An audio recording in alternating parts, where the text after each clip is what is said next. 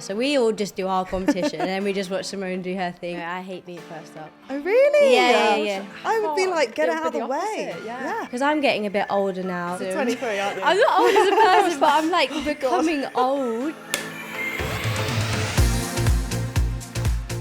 Hello and welcome to Stronger Than You Think with me, Ashleigh Wilmot. And me, Jodie Ounsley. Our guest today is a gymnast and has a hugely exciting summer in store. She does indeed. She has medalled at the World and European Championships as well as the Commonwealth Games. And we are so fortunate that she's popped into the studio today because very shortly she heads off to Paris to compete at the Olympics as part of Team GB. A very warm welcome to Georgia-Mae Fenton. Great to have you. Hey guys, how you doing? Yeah, really well. It's so good to have you with us. Very, very exciting time for you, isn't it? It is very exciting, even more excited to be here, so thank you. Oh, you're very, very welcome. Now let's dive straight in because you have got the call up to go to the Olympics. I imagine this is a moment that you have been dreaming about for such a long time. Talk us through how the call up came about. Well, we have like a really strict sort of trials process, which started kind of last year, like things we did would help towards our scores and sort of like getting us selected into the team. And then we had like quite a few competitions this year, which actually did not go to plan. Like they were pretty diabolical, to be honest. And I didn't think that I was really going to be selected after them. And I was getting like really stressed and stuff. But I ended up pulling it back together and had a few good competitions after that and managed to get selected, which I'm really happy about. Can't quite believe that I'm actually going. So I feel like it's still a bit surreal until I get there. I mean, that's got to be pretty crazy. I mean, going at the back of those competitions, how did you find out? I mean, in that moment, that must have just been surreal. Yeah, it really was. We had like a phone call and I was pretty nervous the whole day, the whole week, like so stressed. Didn't really want to talk to anyone. And my mum constantly was like, oh, is it this time? Is it this day? I was like, oh, I don't know. I don't want to say anything about it. I'm too stressed. But like you said, when I got the phone call, just really happy. Mum was crying and stuff. I was like, you don't need to cry. Like, you don't need to be too dramatic. It's all okay. But yeah.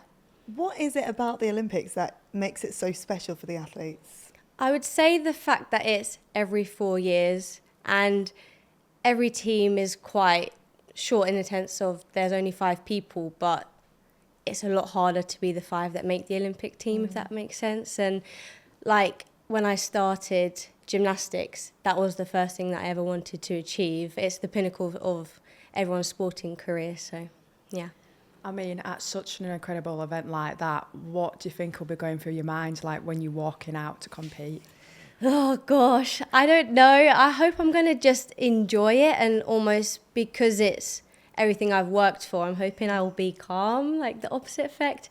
But no, me probably not. I'm a proper stress head, so I can imagine I'll be just overwhelmed with the whole experience. But I just want to take it all in my stride and try and just make the best out of it. Yeah, I think that's probably a very good strategy because it's one thing going out on the stage, you know, that world stage, and you've competed in multiple different events, so you've got that experience, but the Olympics is probably a different level altogether. So you've got the crowd to contend with. Speaking of which, who's going out there to support you? Do you have any family that will be in that crowd? Yeah, so my mum's going to be coming out, my boyfriend will be coming too. Oh. My brother's going to come, I think, just to be in Paris. I mean, he doesn't have a ticket, so he won't be watching. I'm sure he'll be having a great time doing whatever he's doing. But yeah, it'll be nice to have the family out. My family don't normally come to competitions very often, especially when they're far away and stuff. But I did make it clear that I wanted somebody to be at this competition. So. Yeah, you can't really miss this one, Mum. Yeah, like out of all of them, I was like, right, well, we never thought I'd actually make it to the Olympics. So now I have, let's make the effort to come and watch me. So yeah. Will that sort of calm the nerves a bit as well, just knowing like your family are there? Because I know that would for me, just knowing in the back of my mind, like, oh, someone's here. It's just that extra bit of home, I guess. Yeah, definitely. My mum comes to the like domestic competitions. She normally does like a big cheer and a certain whoop sound. Like I can always sort of like hear in the crowd, and I am a little bit like, oh, okay, she's here. I mean, I don't think I'll hear her in the competition in Paris because it is pretty spectacular and the crowd is crazy. You'll be hyper-focused as well. Yeah, I'll be dialed into the competition. But still, just that little thought of like, she's here will be nice. What was it like telling them the news? Everyone was just so happy. I was happy as well to be able to say I've made the team, especially after the last Olympics. We had not so good of a phone call, and it was quite hard to deal with that and like sort of tell my family, because everyone was so excited for me to make the team, and it was the complete opposite news. So this time it was a bit of a relief to just be like, oh, I've actually done it this time, and everyone was the same.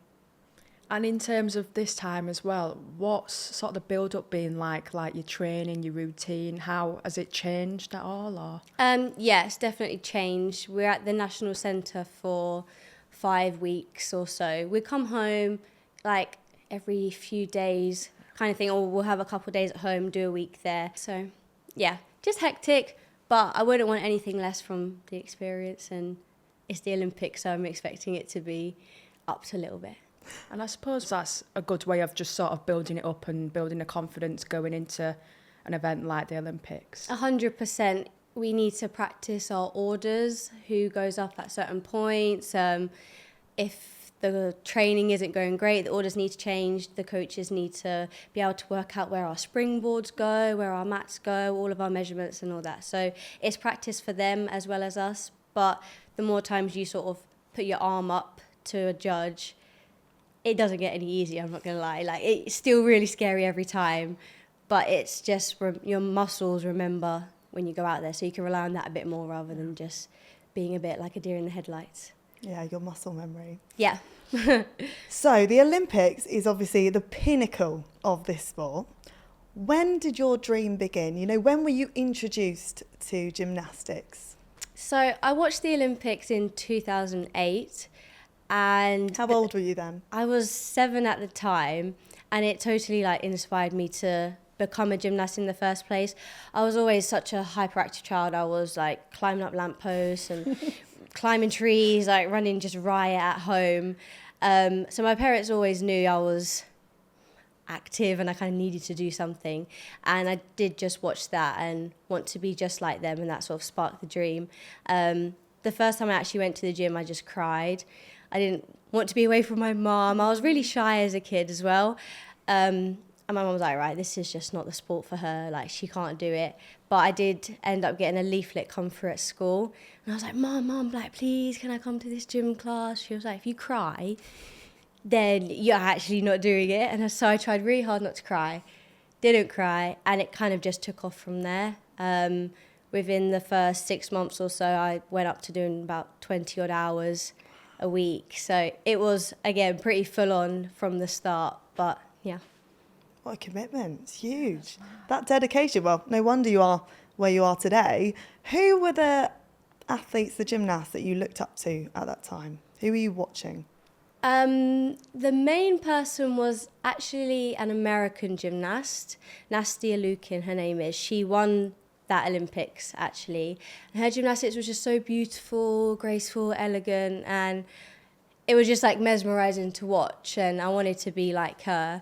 And obviously all the GB girls at the time, like Becky Downey, Beth Tweddle, Hannah Whelan, all of them guys, like I really look up to, so. And obviously you're now in a team with Becky Downey, so how does that feel? So like I watched her compete in the Olympics, which started my journey to the like wanting to become an Olympian, and I'm with her now. I've seen Beth Tweddle a few times, which is still pretty crazy. So yeah. Do you pinch yourself when you're alongside, you know, like Becky? Yeah, definitely. Especially when I was younger, I was just a bit like, oh my God, like this amazing gymnast. Like, can't believe I've even like seen her or like walked past her kind of thing. And training with her as well is great. She's got so much experience, especially with her being a bit older and going to a few Olympics. It's nice to have her on board for not even just myself, but the younger girls on the team. There's 3 of us going. That's our first Olympics, 16, 17 and me. So we're definitely going to use Becky's experience to help us. Love that. And I'm just intrigued, what actually draws you to gymnastics? Because obviously it's like a savage sport, so what was it that just made you want to do it? I think, especially at the start, it's the fact that there are so many skills to learn. And as soon as you learn one thing, it is literally like, okay, what's next? So there's that constant goal and constant achievement and like progress that you can strive towards. And I think it's really fulfilling as well when you've spent months or weeks trying to learn a skill and then you get it. And then there is that instant thing to, now there's something else to do. I think as well, just the fact that I do like to work hard. I do like the fact that there's constant goals that you can achieve. And you get to even be with your friends, get to travel. Especially when I started, I didn't really know that aspect of it. It was just the pure fact of getting to learn new things all the time. I love that. When did you know that this was going to take off for you? When you thought, oh, I'm actually very good at this and I want to pursue this? Quite late on, I'd always been told as like a young gymnast that like I had talent, I had potential, but I didn't really see it as that. I was just enjoying myself and like having a good time. When things started to up a little bit more and I realised, oh, I might be able to like make the GB team, that'd be really cool. Again, I didn't really think I'd actually be able to do it. It was just like a thought in my head. And I ended up doing quite a few good competitions and got selected. And it was a bit like, oh, wow, like, this is cool. I get the kit, like, I get the nice leotards. Again, not really seeing it as I can really pursue this as, like, a big dream or a big career of mine.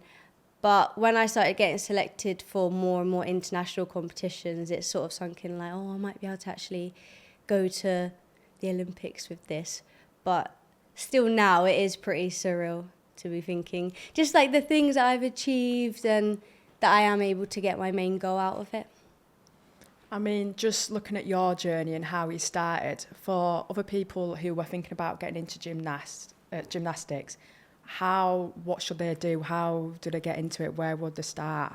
I would just suggest always finding your local gym club that's nearer to you. They will provide like everything that you need to do. Just basically get a leotard, turn up, and just get a leotard and you're sorted. Yeah, of course. Just grab a leotard, put it on, and the coaches will be able to do all the work for you. But like I said, it is just getting involved in the first place, and everything will just take off from there. Yeah, so just starting basically. Great advice.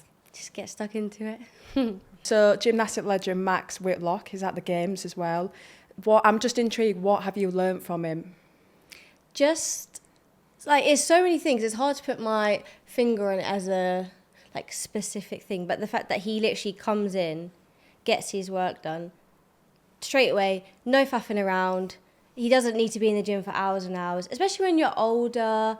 When you're younger, to start with, you are in the gym just constantly like putting in the hours of graft. But as you do mature and become a bit of an adult, things do change.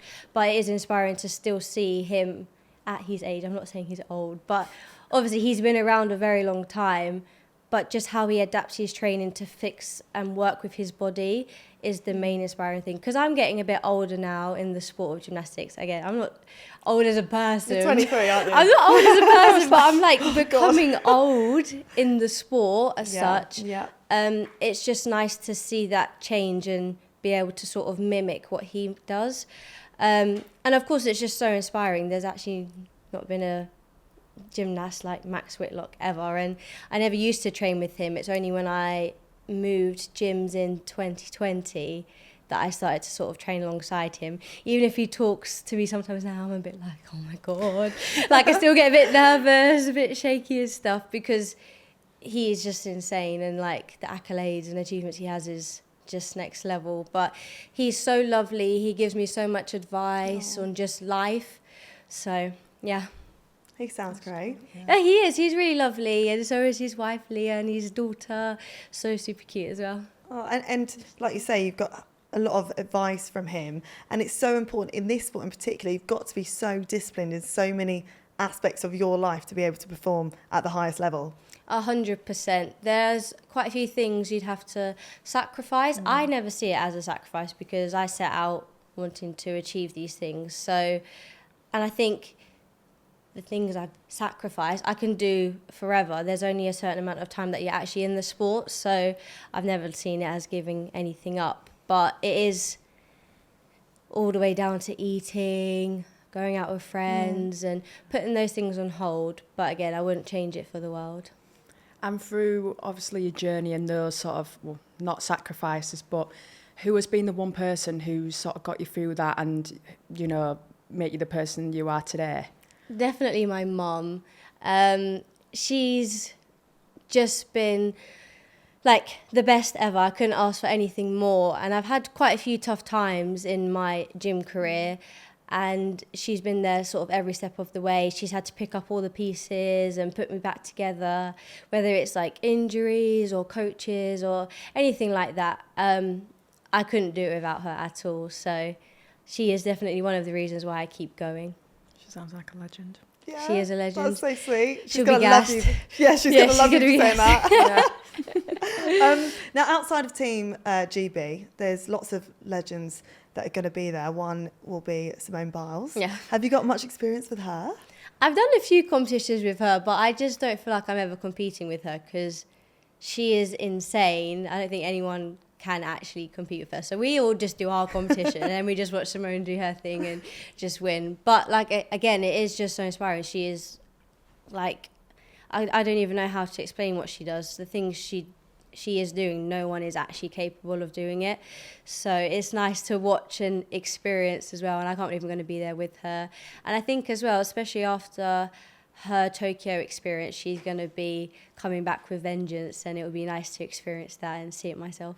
So true. I mean, it's amazing to have people like her that are going to be there, isn't it? And I've got to ask, what are your goals for this Olympics? You know, what do you want to set out and achieve? What will be success to you?